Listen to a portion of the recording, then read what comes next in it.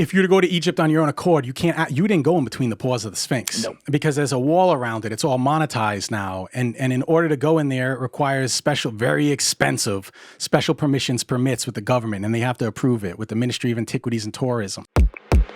So, so that's basically, you have a Hall of Records. And so how do you get into that Hall of Records? This is where it opens up, the entrances. How would we get into the Hall of Records beneath the Sphinx? Let's talk about entrances into the Sphinx. Please. There's an entrance between the paws that few people know about. Between the paws of the Sphinx is what's known as the Dream Stele, which is the work of Thutmose IV. It commemorates him clearing. He went to the Sphinx, he fell asleep or got into a meditative state by the Sphinx and channeled the Sphinx. The Sphinx spoke to him. This is Egyptian history. The Sphinx came to him in a dream. And you have to be careful whenever they put dream in literal text because we're not entirely certain what that means because we could be interpreting it as dream, but it could be an altered state of consciousness. It could be a meditative state. And the Sphinx came to him, Hor-em-Akhet, one of the names of the Sphinx, right? Sphinx has been known by many names throughout history. Hor-em-Akhet, Horus on the horizon. Seshep-Ankh-Atum, living image of Atum. Abu Hol, the terrifying one, Tefnut, Spit-Anu, and recent textual evidence in alternative circles suggested it may have been Mahit. Anyway, we know that Thutmose IV was referring to him as Hor-em-Akhet, Horus on the horizon, because it's in this stela. Stela is a stone that commemorates an experience that has all hieroglyphs, and it references the Sphinx as Hor-em-Akhet. And so at this time, this is in the New Kingdom of Egypt. The Sphinx is already ancient. The Sphinx is supposed to have come into fashion in the Old Kingdom. This is the New Kingdom. And the Sphinx tells Thutmose, clear away the sand from my paws, because it was up to its neck in sand. Clear away the sand, and you'll have the right to rule over Egypt. So he did that to legitimize himself. He built a wall, a Temenos wall, to prevent more wind and sand from blowing on. Right. So how do we know how to get into the Sphinx? Behind this Dream Stele, it's covered up now because the Egyptologists have done a cover up, but not intentionally. They're trying to preserve it. Yeah. In most cases, when they're covering something up, it's because they don't want people to go in and fall down, get hurt, and have a liability, or they just haven't finished publishing academic papers on it. So it's not ready. It's not that they're trying to hide lost technology from the public. But believe me, I know the Egyptologists. They wish there was lost technology. Their jobs would be easier, And so Egypt would be further along. It wouldn't be struggling in a developing country in a sense. So there's this passage beneath the Sphinx, and I had long thought that if there is an entrance to the Hall of Records, it must be between the paws of the Sphinx. You have two paws, this is the, rule of thirds, two flanking, either there's two obelisks or two pylons, which from two paws, where would they be? It would be in the center. And so I was like, but you can't see because the Dream Stele is there and they've built up this little structure that has a trap door, an iron trap door that you can go down into. Well, we can't see what's in there. So if you were to come to Egypt on your own accord and you were to go to the Giza Plateau, have you ever been to Egypt? I was, yeah. Okay. I was probably there. Younger with your family or something? I was there when I was 16 for a couple days and when I was 18 for a couple days. So you couldn't really appreciate the deeper that's esoteric exactly right. aspects Yes. that you will when Anyextee brings you to Egypt. Exactly. I thought it was so cool. Don't get me wrong. We went to pyramids. I was like, wow, awesome.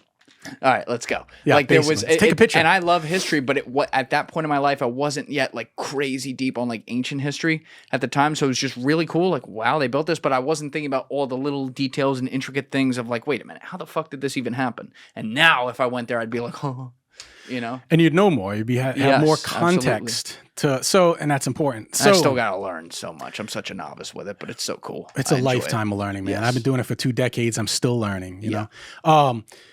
If you were to go to Egypt on your own accord, you didn't go in between the paws of the Sphinx. Nope. Because there's a wall around it. It's all monetized now. And in order to go in there, it requires special, very expensive special permits with the government. And they have to approve it with the Ministry of Antiquities and Tourism. Listen, I'll bring Vinny and Carmine over there. They'll approve that shit real fast, believe me.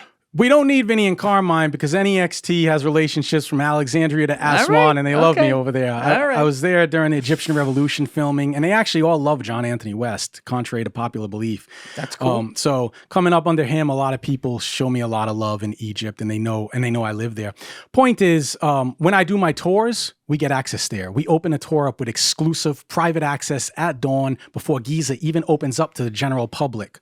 Just my group gets to go. They unlock the doors, let us in, and we get to go in between the paws of the Sphinx.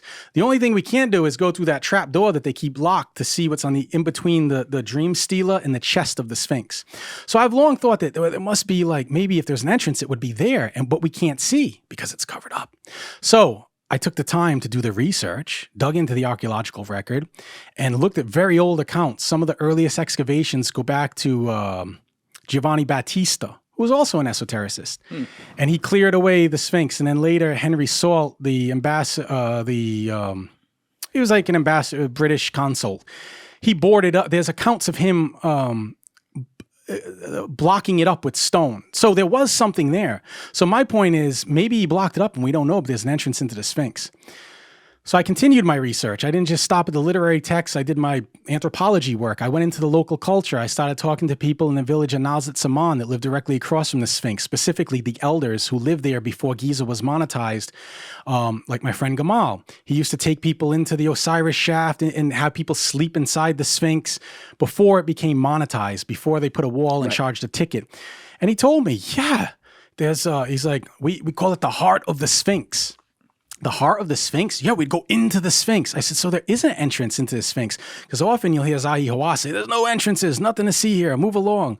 He said, yeah, as children, we used to play there. All the children knew about it. We would go into the chest of the Sphinx. I was like, tell me more. What are the dimensions? He couldn't say. He's like, maybe a few feet or meters, but there's an opening, a cavity that goes into the Sphinx. And what does that tell us? It tells us that, well, we know that there's a cavity that goes in. How far does it go in? We don't know. Could something be covered up that we don't know about and that we're missing that could be a passage into the Hall of Records? My intuition at this point says no. I was more interested in this before. Now I think not so much. Why do you say no? Just everything I know. Even John Anthony West told me don't place too much stock in a Hall of Records under the Sphinx. Even though Dr. Robert Schock's survey, who is his colleague, his comrade in arms, says that there's an anomaly beneath the Sphinx which appears to have straight right edges, which would signal a chamber right beneath the paws of the Sphinx, like Edgar Cayce said. John Anthony West said I wouldn't place too much stock. Most of the Cayce predictions didn't turn out to be accurate. And in addition to that, I know that the story of the Hall of Records is something that Cayce likely adopted from these early esoteric, these secret societies had literature they'd pass around. Cayce likely had awareness of this, and that's why he channeled it and it got written down. How do you have somebody, just a few years before you talking about a hall of mysteries beneath the paws of the Sphinx, and suddenly you out of nowhere have this Hall of Records beneath the paws of the Sphinx? That's right. Yeah, so Funky. But one thing that gives it some credibility and why I wanted to conduct the research in the first place is because in the back of the Sphinx, there's another entrance. In the rump, we've talked about the rump and the hunch of the Sphinx. There's another entrance in what we were looking at up here, back there, like where the tail is. Go to the back of the Sphinx. Maybe if you can pull up rear of the Sphinx. All right, here's what we're going to do, because I know we both are about to piss our pants. Thank you guys for checking out this clip. If you haven't already subscribed, please subscribe and hit the like button on this video. It is a huge, huge help. And if you'd like to check out this clip's full podcast episode, that link is in the description below or right here. And finally, you can follow me on Instagram and X by using the links in my description below.